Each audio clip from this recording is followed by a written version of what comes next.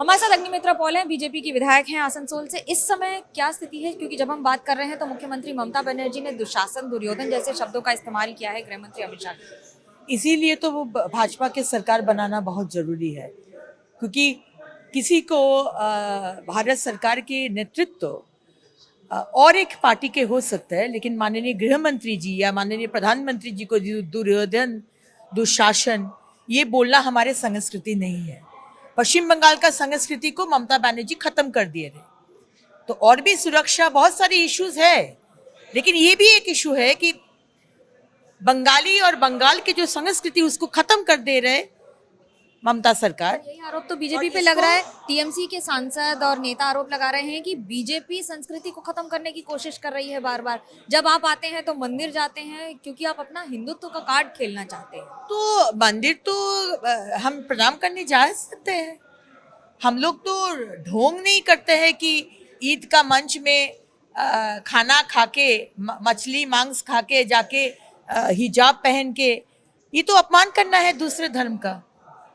हम दूसरे ईद का मंच से हिंदू धर्म को गंदा धर्म बोलेंगे, ये राजनीति हम लोग नहीं करते हैं।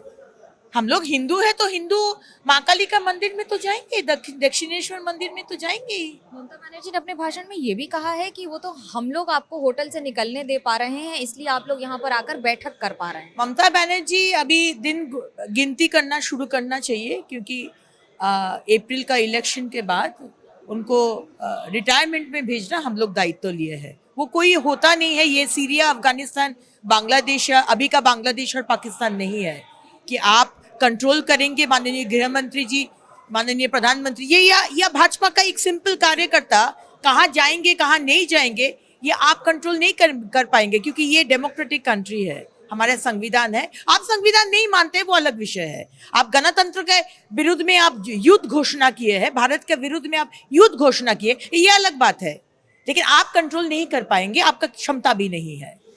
ये तो राजनीति में तय होगा कि किसकी कितनी क्षमता है, लेकिन दिलचस्प होगा ये मुकाबला। अर्जुन सिंह पूर्व सांसद हमारे साथ हैं। मुझे ये बताइए कि जब आप इस समय बात कर रहे हैं तो आज क्योंकि गृह मंत्री अमित शाह भी हैं, क्या अंतर पड़ेगा, क्योंकि उनको तो दुशासन और दुर्योधन कहा है मुख्यमंत्री ममता बनर्जी। ममता पागल हो गई है, इसलिए ये सब अनाप शनाप बक रही है। पूरा बंगाल को तो उसने दुशासन बना दिया है और देश के गृह मंत्री को दुशासन कर रही है। तो दिमागी संतुलन जिसका खो जाता है, इसी तरह का बयानबाजी करता है। तो ये भी तो आरोप आ रहा है कि हिंदू और हिंदुत्व का कार्ड बीजेपी प्ले करना चाहती है, आप अशांति फैलाना चाहते हैं बंगाल में। हिंदुओं के लिए कौन पार्टी बचा हुआ है? 2800 पार्टी तो मुसलमानों की पार्टी बन गई है, एकमात्र तो हिंदू की पार्टी बची है जो हिंदुओं की बात करती है, जो इस देश के सनातनियों की बात करती है। तो इसमें अपराध कहाँ है भाई? हिंदू क्या इतने खराब हैं कि उनको लिए कोई भी नहीं बात करेगा?